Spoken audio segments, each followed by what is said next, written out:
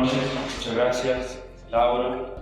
Como bien indicaba la presidenta en su presentación, esta es la sexta edición de los diálogos de competencia, que es un espacio que se ha diseñado desde la competencia para debatir los temas de competencia, para abrir el micrófono a la ciudadanía para que pueda presentar pues, los temas de interés de cara a la libre y defensa competencia. Bueno, Alejandro y Antonella, ya es su segunda vez en los diálogos de competencia. La tercera vez le haremos un reconocimiento por su apoyo a los diálogos de competencia. Ya esta sería la segunda vez que nos acompaña.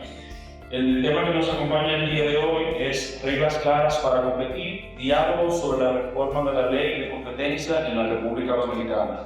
Ya escuchamos cuáles son los principales ejes de reforma de esta normativa y la idea del panel es que podamos profundizar un poco más en algunos de los aspectos principales que mencionaba la presidenta que tiene este nuevo proyecto.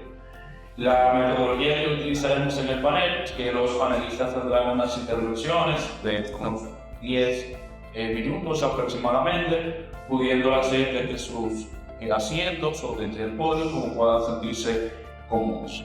Para dar inicio, ya de manera más formal, vamos a presentar a conocer a quienes nos acompañan. Tenemos a la señora Marielena Vázquez Taveras, que es licenciada en Derecho por la UNFU y candidata a doctora en Derecho Constitucional y Libertades Públicas en la Universidad de Castilla-La Mancha. Posee maestría en Constitución Constitucional, Filosofía Jurídica y Política, Diplomacia Superior y Derecho, Diplomacia Superior y Derecho y Política de la Competencia.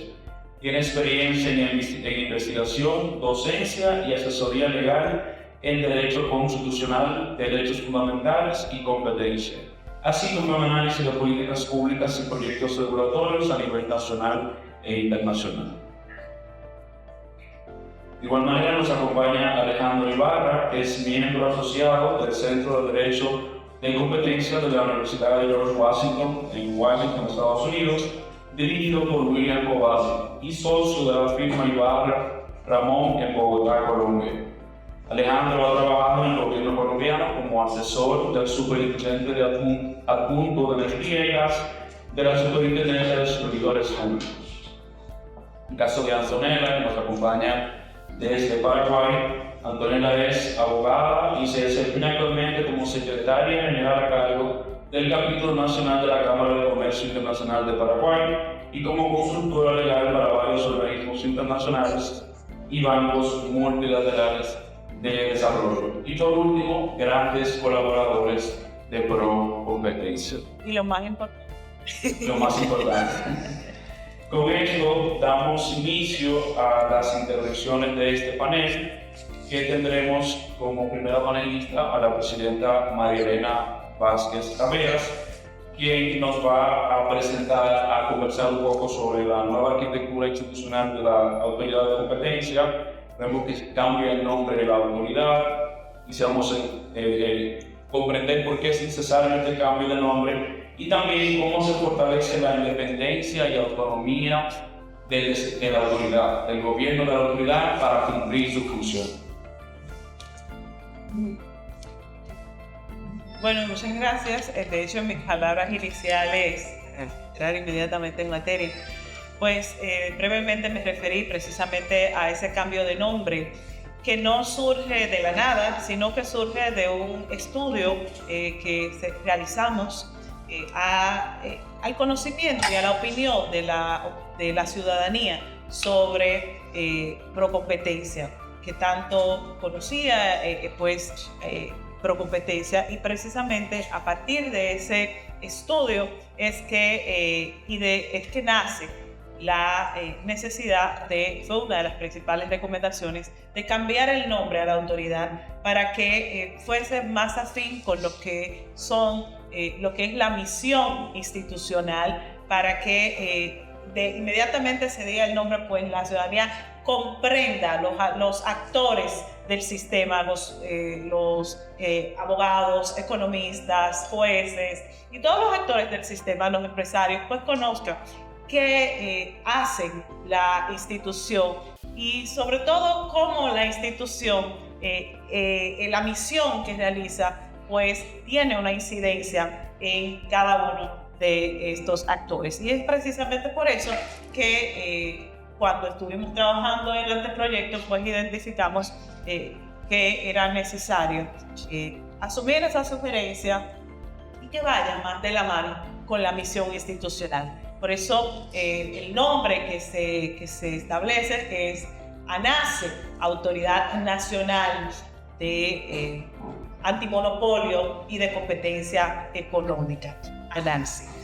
Igual se hizo dentro de ese levantamiento que en República Dominicana tenemos 8 instituciones que inician con el prefijo PRO, que inicialmente se considera como un nombre para darle dinamismo y conectar, pero la realidad es que genera pues confusión y una necesidad de que ya la vivimos todos los que trabajamos en Procompetencia, de explicar en detalle qué es Procompetencia, qué hacen, con qué se come eso. Entonces es una manera de conectar con la ciudadanía y que sepa inmediatamente, escucha el nombre, qué hace, cuál es la función de la institución. En cuanto a la independencia, desde ya Procompetencia, la autoridad, la ley 42.08 establece que es el órgano rector de la competencia y es un ente de la administración pública con independencia, patrimonio propio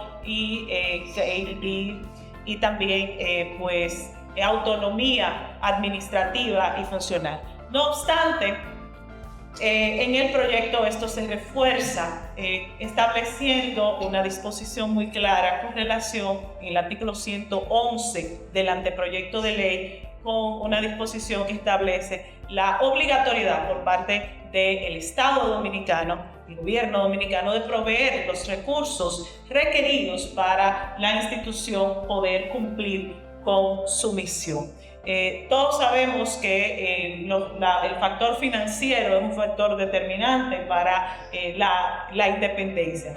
También se mantiene en el proyecto de ley la forma de escogencia de los miembros del Consejo Directivo, que fue una, de hecho, de las virtudes o de las disposiciones que fueron pues saludadas por la OCDE en el peer review que le realizó al Derecho y Política de Competencia de la República Dominicana. No obstante, se modifica en relación a la forma de escogencia de lo que es la figura del actual director ejecutivo, que en la actualidad se designa a partir de una terna que se presenta desde el Consejo Directivo al Poder Ejecutivo, y el Poder Ejecutivo lo designa por decreto. Pues en el anteproyecto se modifica esto a partir de la realidad que sufrimos en República Dominicana, de que la ley actual duró 9 años sin entrar en vigor por la falta de voluntad política de las gestiones en ese momento, que no designaban al director ejecutivo, y la ley misma decía que entraría en vigor a partir de la designación del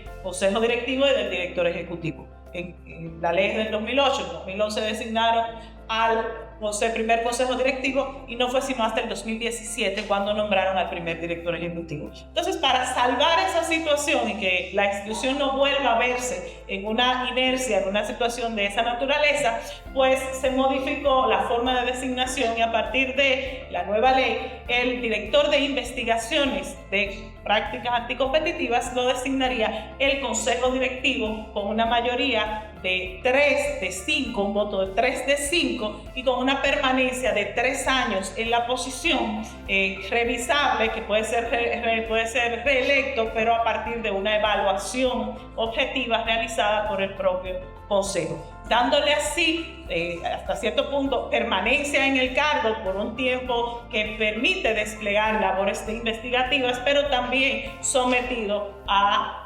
una evaluación de desempeño que permite que la institución, que sea independiente el director de investigaciones, pero que al mismo tiempo sea revisable que periódicamente su designación, y que no esté sujeto a la voluntad de ninguno de los actores. Esto además se modifica lo que es las funciones y se deja solamente la función de investigación e instrucción de las conductas anticompetitivas, lo que refuerza obviamente pues la capacidad y el tiempo que va a tener ese director de investigaciones de conductas anticompetitivas de solamente enfocarse en la investigación, persecución y instrucción de los casos de prácticas anticompetitivas.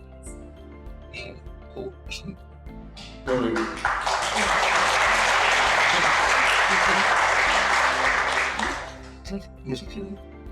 Seguido de esta presentación de la presidenta Marilena, vamos a escuchar a Antonella, que nos va a hablar sobre las innovaciones en cuanto a la detección, investigación y sanción de prácticas anticompetitivas. Nos gustaría escuchar a Antonella, que sabemos que conoces el proyecto desde hace bastante tiempo y bueno, que fuiste parte esencial de uno de los análisis de brecha que se realizó en el año 2022. Que nos puedan compartir un poco cuáles son estas innovaciones en base a la detección, investigación y sanción de prácticas anticompetitivas que trae el anteproyecto y cómo se contrasta a nivel internacional en derecho comparado. ¿Qué resultados han tenido estas innovaciones que trae el anteproyecto en otras jurisdicciones? Muchas gracias, José. Un placer estar de vuelta hoy en un diálogo de competencia más, promoviendo el fortalecimiento de la cultura de competencia en la República Dominicana. Y antes de iniciar, yo en primer lugar quiero felicitar a María Elena y todo el equipo de competencia por el gesto desarrollado, por este proyecto que estamos presentando hoy. Si bien la República Dominicana ya cuenta por un marco normativo y un régimen básico de defensa de la competencia, que es la Ley 4208, este anteproyecto representa un salto cualitativo en lo que es el marco normativo. Claramente lo alinean con las mejores prácticas internacionales. Y esto no es casualidad. Como había mencionado María Elena, detrás de esto hay un trabajo que se basó mucho en estudios como análisis de brecha, el examen de interpares de la OECD, lo cual muestra un compromiso serio con las reformas basado en evidencia y en estándares internacionales. Dicho esto, me gustaría resaltar 10 de las principales innovaciones que se incorporaron a la ley para fortalecer la detección, la investigación y la sanción de conductas anticompetitivas. Sí. Además del control de concentraciones que nos va a hablar Alejandro, la ley también incluye de forma expresa, en primer lugar, lo que es la investigación de acuerdos verticales, lo cual estaba mencionado de forma expresa en la ley anterior.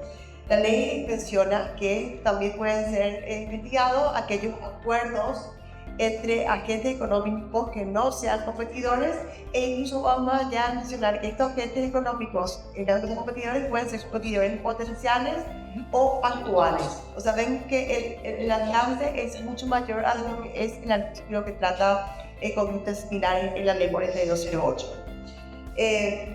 También este nuevo texto de la ley fortalece las facultades de investigación de la autoridad al presentar la posibilidad de solicitar de manera obligatoria que terceros presenten información necesaria para la investigación. Anteriormente, la ley 4208 mencionaba que la autoridad podía solicitar ese tipo de información, pero solamente a aquellos involucrados en los casos, es decir, al denunciante, al denunciado, al que está siendo investigado por la infracción. Hoy en día esto no es así, y esto se basa mucho en las prácticas internacionales, porque muchas veces los terceros tienen información necesaria para analizar cómo está siendo manejado el mercado. Y esto no solamente es necesario para el análisis de conductas competitivas, sino también para el propio análisis dentro del control de concentraciones. La ley también en este apartado menciona que estas personas tienen 10 días para presentar este tipo de información, la información requerida, lo cual debe tener un plazo bastante, vamos a decir, adecuado para no entorpecer el proceso y los plazos del proceso de investigación. Y además, la ley sanciona la falta de colaboración por parte de las personas que han sido requeridas. Esto es muy importante porque hace que la información pueda llegar realmente a la autoridad para poder llegar a la veracidad de los casos que están ocurriendo.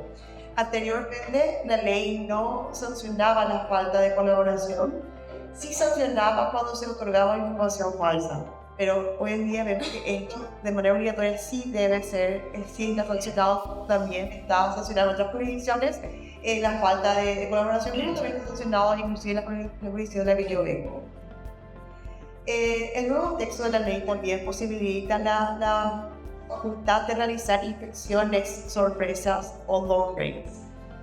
Si bien la ley anterior ya presentaba la posibilidad de realizar estas inspecciones, un cambio fundamental en esta nueva ley es que estas inspecciones pueden ser realizadas incluso antes de que sea notificada la investigación a la persona inspectora o a la denunciada. ¿Qué hace esto? Esto hace que se salvaguarde el evento de sorpresa, que las evidencias no sean destruidas y que se pueda obtener acceso a pruebas directas que sean útiles en la investigación y en la posterior sanción a las personas físicas, a la gente que cuerpo físico.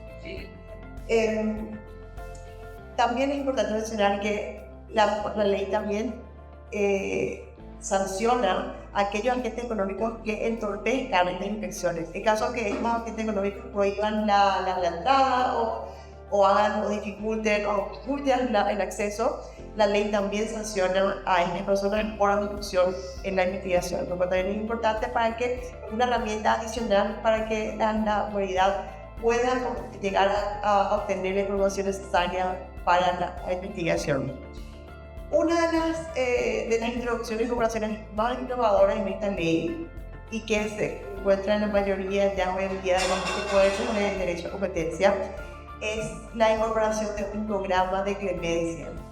Este programa de clemencia permite detectar las prácticas anticompetitivas desde adentro del sistema.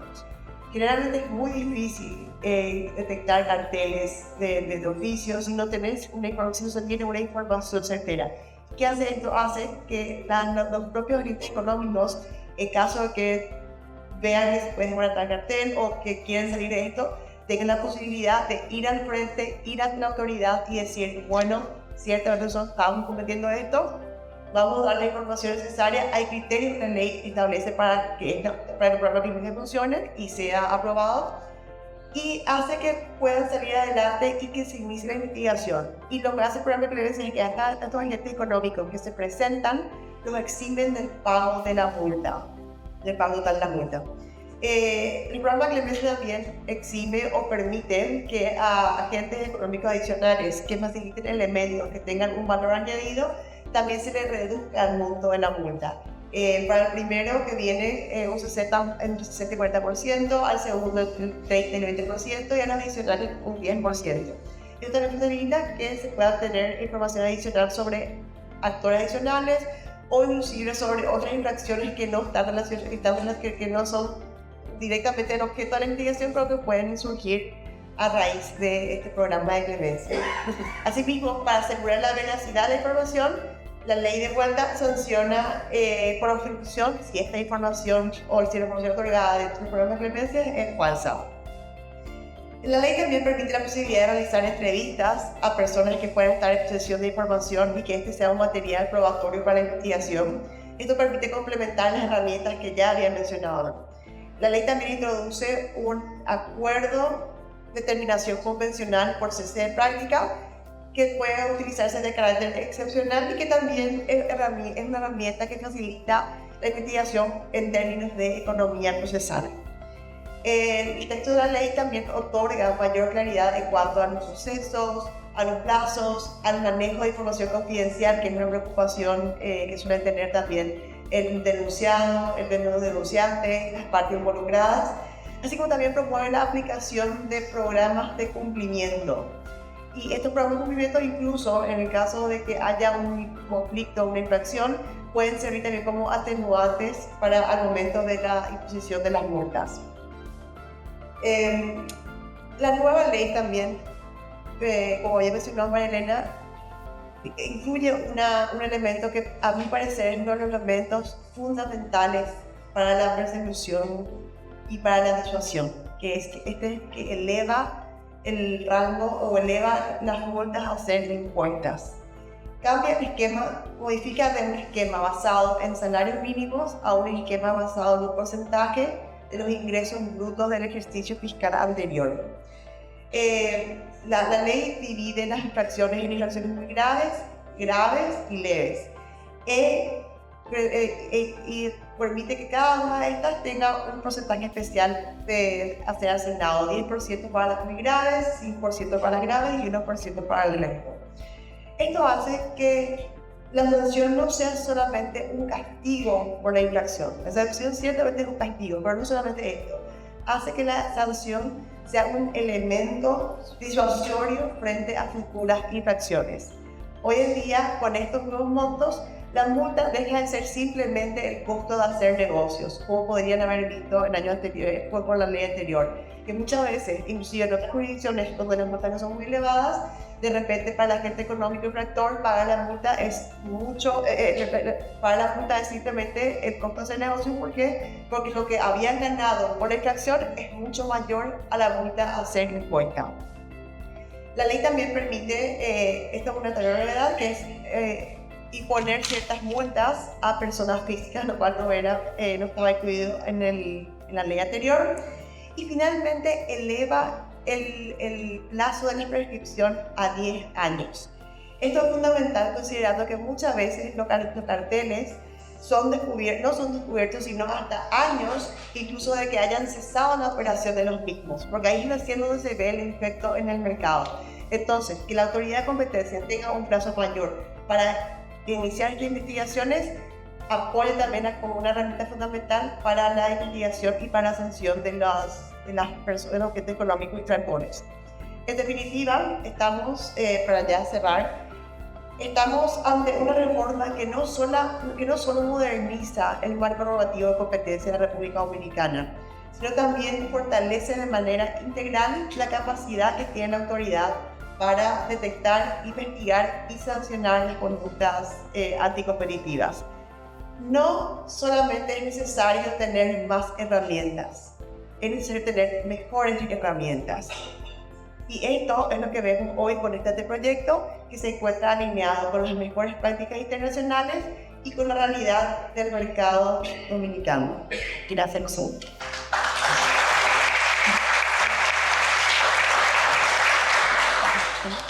Muchas gracias, Antonella. Destacar que estas inspecciones a las que se refería Antonella son las que conocemos en nuestro vocabulario jurídico dominicano como allanamientos. Actualmente la Dirección Ejecutiva puede realizar allanamientos en base a la ley actual, pero debe notificar previamente que va a realizar el allanamiento al investigado, lo cual ustedes se imaginarán convierte lógicamente la figura del allanamiento en ineficiente, porque es cuando inefician que vienen a buscar esta carpeta, porque ya naturalmente lo que hay es que esconder esa carpeta. No, pero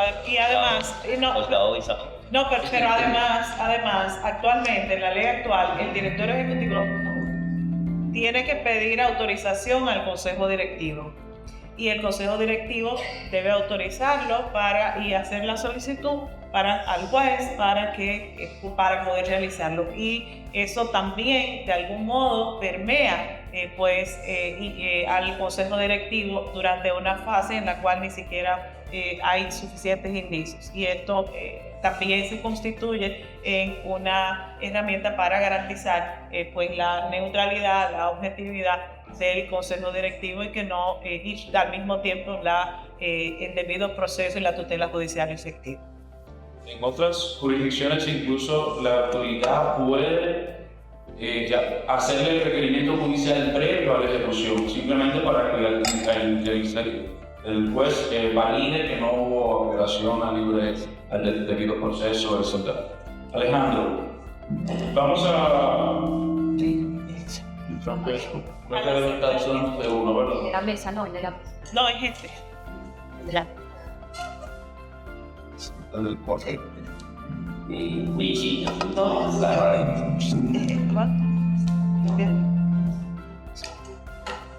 Desde que Nicky Will estaba poseído.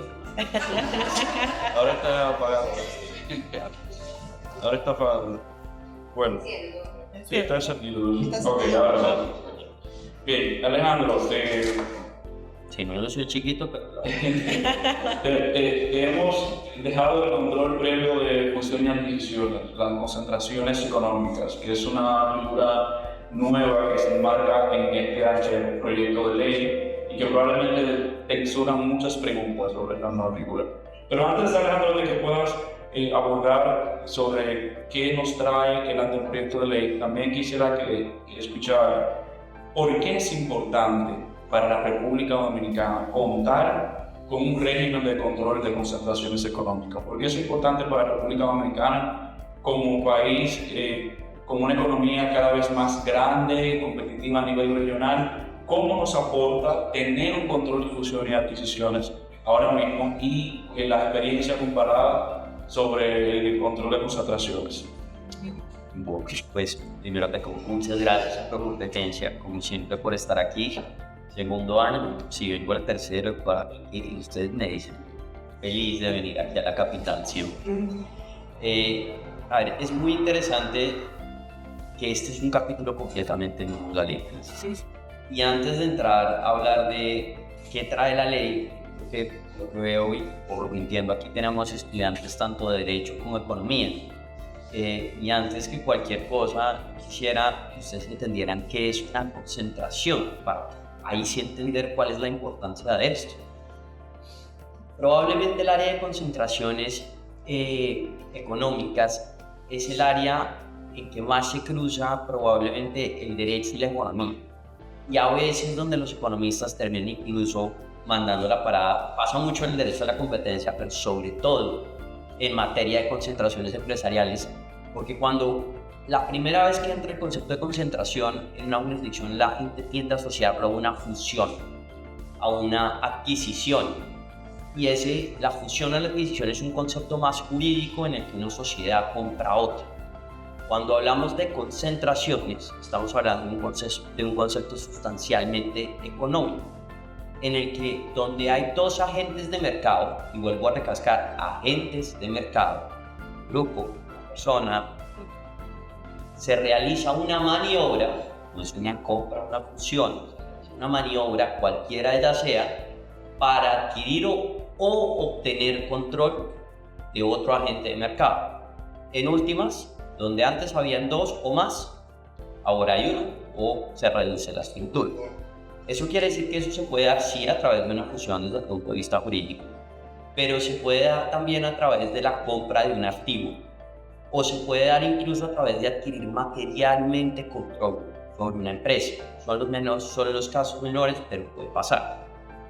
Entonces, primero hay que entender ese punto. Lo segundo, y con la concentración, el régimen de concentraciones es en la teoría tradicional del derecho de la competencia, porque esto ha ido cambiando en el tiempo, es la única herramienta ex ante, es decir, previa, que tiene la autoridad de competencia para intervenir en el mercado. Lo que nos ha contado un poco Antonella y lo que nos ha introducido María Elena nos deja ver que normalmente la autoridad de competencia sanciona, viene y dice aquí hay una mala práctica. En cambio aquí tenemos una competencia preventiva. Y como toda labor de futurología, leer las cartas y predecir el futuro, pues necesitamos algunas teorías para hacerlo. Estas no son tan esotéricas, son económicas. Y es básicamente, después de que los dos agentes se concentren, o uno más agentes se concentren, ¿cómo va a quedar el mercado? ¿Cuáles van a ser los efectos? ¿Los consumidores se van a beneficiar? ¿Los otros competidores se van a ver restringidos en su capacidad de competencia o no? ¿O realmente esto es completamente eficiente? ¿Es pro-competitivo? ¿Se va a generar una mayor oferta de bienes? ¿El precio probablemente reduzca? ¿Se va a generar una mayor competencia? Entonces, piensen que aquí lo primero que estamos entrando es en un concepto en el que está más del lado muchas veces económico que del lado jurídico. ¿Cuál es la razón de todo esto? En últimas, es una herramienta de organización industrial en el que asumimos que estamos protegiendo el proceso competitivo, y el derecho a la competencia parte de una asunción básica, y es la posición de dominio o el monopolio no es mala en sí misma, quiero volverlo a repetir. La posición de dominio en el monopolio no está mal visto en el derecho a la competencia. Lo que está mal visto son los medios ilegítimos de adquirirla. Entonces, uno de los medios ilegítimos de adquirirla es comprar y comprar y comprar empresas para monopolizar el mercado. Otra cosa completamente distinta es que yo llegara a tener una posición de dominio como un monopolio porque soy tan eficiente competitivamente hablando que me gane el mercado. En últimas, si yo me gano el mercado porque tengo el mejor producto, está muy bien. Si yo me gano el mercado porque soy el grande y empiezo a comprar y empiezo a explotar, eso es lo que es un poco el derecho a la competencia en el control de concentraciones, digamos, a reprochar. Entonces, esto es una invitación sobre todo para estudiantes, tanto de Derecho también, que espero que pronto esta cátedra, la cátedra de Derecho a la Competencia, se empiece a dictar. Pero también, no estoy mandando mensajes subliminales, perfecto. Pero también para los alumnos de economía, porque todo lo que ustedes ven en organización industrial, todo lo que ven en teoría de innovación, Schumpeter, Arrow, etcétera, etcétera, etcétera, son los conceptos que de una u otra manera buscamos aplicar al campo. Y esta es una perspectiva de carrera que es muy interesante y que tiene, digamos, no solamente en la República Dominicana, en muchos lados del mundo tiene campo. Entonces, es una invitación para hacerlo. Ahora sí, para República Dominicana, ¿qué trae esto? En la medida en que se logra, como ya vimos, este es un control ex ante, hay dos cosas. Uno, hoy en día existe, lo regulemos o no lo regulemos, existe un mercado transaccional en que las empresas se compran las unas a las otras. Entonces, hoy en día, la autoridad de competencia simplemente debe dejarlas pasar, no puede hacer mucho, y si llega a haber un abuso de posición de dominio, ahí ya puede sancionar. Pero si resulta que los precios suben, y suben porque hay un comportamiento oligopólico interdependiente, y sé que aquí ya me estoy volviendo un poco más técnico, pero es básicamente cuando tenemos bienes homogéneos, especialmente, pensemos en el mercado del cemento. Normalmente el mercado del cemento, en el cemento no se compite por calidad, simplemente se compite por precio, los costos están interrelacionados. Entonces, si uno sube el precio, pues probablemente el otro lo sube. Si uno baja el precio, probablemente el otro lo baja. ¿Se necesita un acuerdo? No, no se necesita un acuerdo. Realmente los parámetros de mercado dan. Entonces, ahí la autoridad de competencia le va a costar entrar a probar una práctica restrictiva de la competencia. Esto tómelo con beneficios inventarios porque no hay maneras de hacerlo, pero entonces cuando uno ve esto que se llama en últimas efectos coordinados. Entonces cuando uno ve que la integración puede llegar a producir esos efectos coordinados, la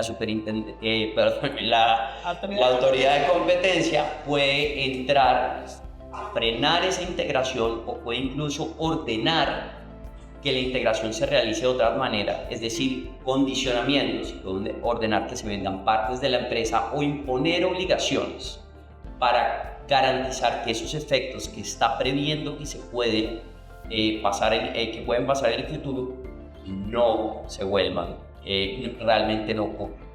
Entonces, eso es importante porque va a poder permitir que Procompetencia cuide nuestros mercados dominicanos para que sean más dinámicos y para que cuando haya compra de empresas, esa compra de empresas en últimas no lesione al consumidor y no lesione el proceso competitivo.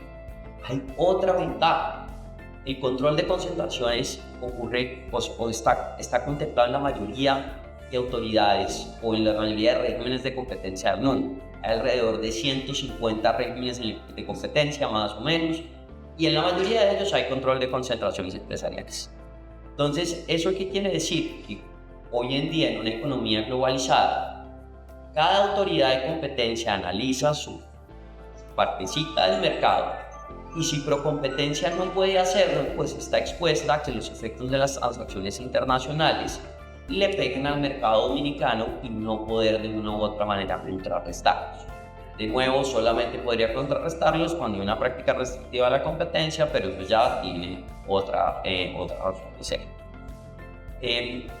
¿Por qué más es importante el control de concentraciones empresariales? En últimas, para generar eficiencia en los mercados. De nuevo, estos son asociaciones económicas, principio de organización industrial. Hay gente que lo critica, hay gente que no. Pero sobre todo en nuestras economías, que son concentradas, en lo que por estructura tenemos pocos competidores, porque nuestros mercados, cuando me refiero a nuestros, yo vengo de Colombia, vivo en Estados Unidos, yo vengo de un mercado también pequeño. Nuestros mercados son concentrados por naturaleza, no son tan grandes como los mercados americanos. Si no tenemos instrumentos medianamente que nos permitan intervenirlos, es probable que terminamos en una concentración grande, siempre termina ganando y la sociedad no termina percibiendo los beneficios del mercado, supongo. No sé pues, si voy bien o si debo profundizar en alguna otra parte. Yo creo que quizás ahí, Alejandro, que lo mencionaste de manera un poco no muy directa, y quizás no hemos hecho alusión a eso. Una de las grandes también transformaciones del proyecto es que se asume la teoría de los efectos. Y al asumir la teoría de los efectos, y ahí viene lo que Alejandro quiso decir, pero quizás para que quede un poquito más claro, al asumir la teoría de los efectos, no importa el lugar donde se dé la transacción, ni si los agentes económicos son nacionales o internacionales. Si genera un efecto aquí en la República Dominicana, la autoridad de competencia puede entrar. Y ahí entra lo de las transacciones transfronterizas, esas grandes adquisiciones o fusiones que se dan fuera, que si genera un efecto en la República Dominicana, pues la autoridad de competencia también tendría la posibilidad de revisar.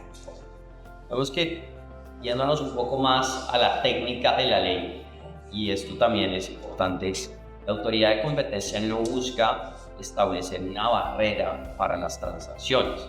La idea no es quitarle dinamismo al mercado de compra de precios. La idea es revisar las transacciones que realmente son significativas.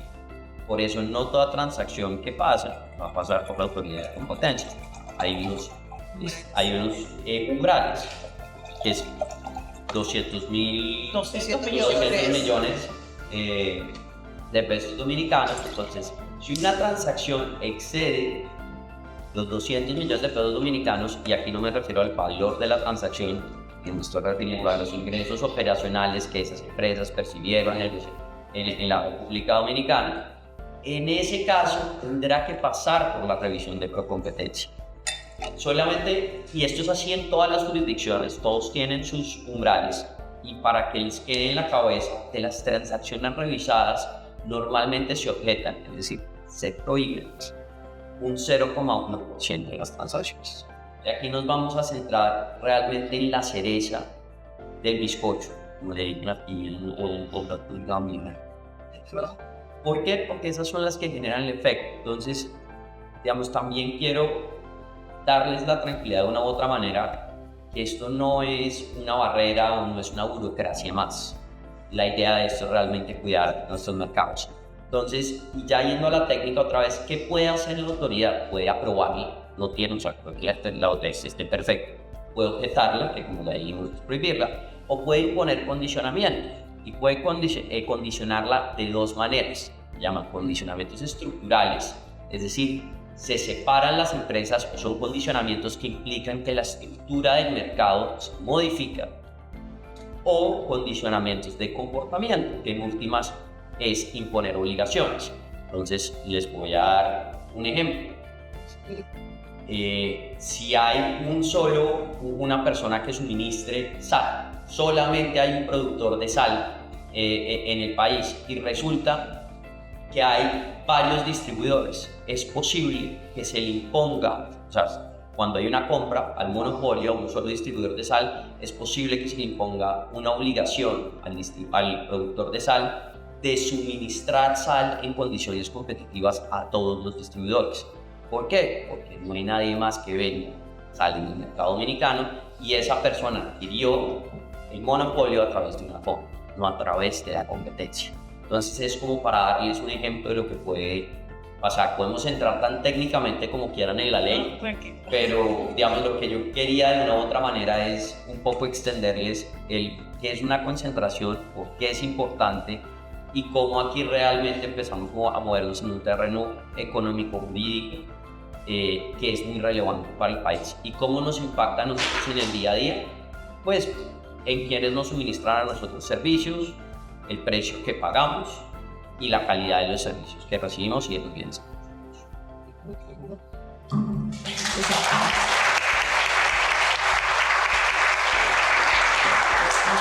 Muchas gracias, Alejandro. Justo destacar que los plazos también de presentación de estas notificaciones son plazos bastante cortos. Eso, hay una primera fase de análisis. Creo que hay otros micrófonos encendidos. Bueno, ahora no el anteproyecto contempla 2 fases de análisis de las concentraciones y la primera fase lleva apenas 30 días. Como mencionaba la presidenta en la presentación de objetivos del anteproyecto, se contempla el silencio administrativo positivo en caso de que sea una preocupación de las empresas de que pueda implicar la paralización de la fusión, la decisión de la autoridad de competencia. Bueno, con estas presentaciones hemos llegado al final de los principales puntos que contempla la ley. No sin antes, Presidenta, quisiera referirnos un poco a la figura del consejero instructor que se introduce en la nueva ley, que creo que puede ser de interés principalmente para los estudiantes de Derecho. Sí, yo creo que una de las grandes innovaciones, lo primero es que esa ley, la ley actual, es una ley preconstitucional, pero también es una ley anterior a la ley 107-13 de los procedimientos administrativos y de la relación de la persona con la administración. Este anteproyecto de ley asume en la ley los principios que establece la Constitución, pero también asume todos los plazos y todos los principios de la ley 107-13. Y dentro de esto, para garantizar pues, la tutela judicial efectiva y el debido proceso, tal como manda el artículo 69, numeral 10 de la Constitución, también en el ámbito administrativo. Y una de las figuras más interesantes que trae el anteproyecto de ley es la figura del consejero instructor. ¿Cuál es la función? Bueno, es que de uno de los miembros del consejo directivo se escogerá de manera aleatoria, para caso a caso, para conocer de los temas de, por ejemplo, las medidas cautelares que pretenda dictar el director de investigaciones, pues debe ser sometida ante el consejero instructor y este convocará audiencias para escuchar a las partes y determinar si efectivamente debe tomarse, por ejemplo, una medida cautelar. Igualmente, para conocer toda la parte, durante todo el proceso de instrucción del expediente, todos los incidentes o todo lo que tenga que conocerse con relación a los allanamientos, a todas las medidas que vaya a encaminar el director de investigaciones, pueden hacerlo a través de ese consejero instructor. Y ese consejero instructor, entonces, no participa en el pleno que conoce ya del fondo del proceso. ¿Esto para qué? Pues para garantizar ese derecho de defensa de los agentes económicos a lo interno durante todo el proceso, el conocimiento del fondo del proceso ante el Consejo Directivo. Esto obviamente garantiza el debido proceso y la tutela judicial efectiva y eleva pues esas garantías en el proceso administrativo sancionador que se conoce ante procompetencia. Y otra de las grandes también transformaciones es el tema que Antoniela hizo referencia, es a la modificación de los plazos. Se extiende el plazo de prescripción a 10 años, como refirió Antoniela, pero también se extiende el plazo de caducidad a 18 meses. Actualmente es de apenas 12 meses. Y también se establecen unas causales taxativamente establecidas, mediante las cuales ese plazo de caducidad puede ser prorrogado siempre y cuando, o suspendido siempre y cuando se cumpla con esos criterios que establece la normativa, y ese plazo de caducidad no puede extenderse más allá de 12 meses adicionales.